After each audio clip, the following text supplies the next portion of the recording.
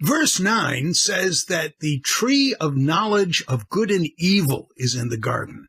Now, this tree is going to turn out to be a very important symbol in this story. So what is this tree of knowledge? Well, like many things in the Bible, this isn't literally a tree that's sitting in a garden somewhere. It's a symbol. So what does it symbolize?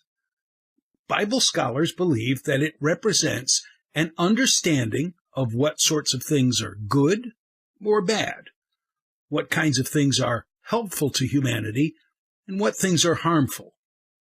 And more importantly, it represents the ability to choose one over the other.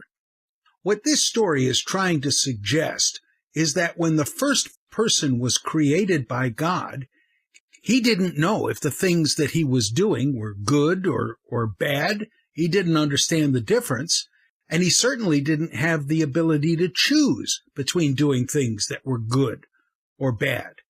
He was just a good person because that's the way he was created by God.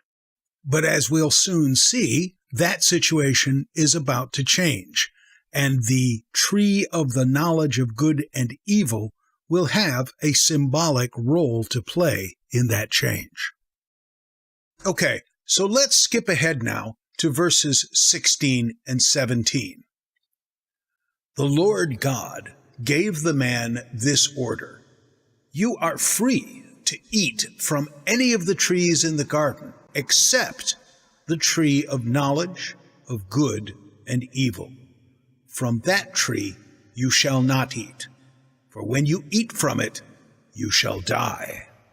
So what this should tell you is that the people who wrote this story believed some very interesting things about the very first people.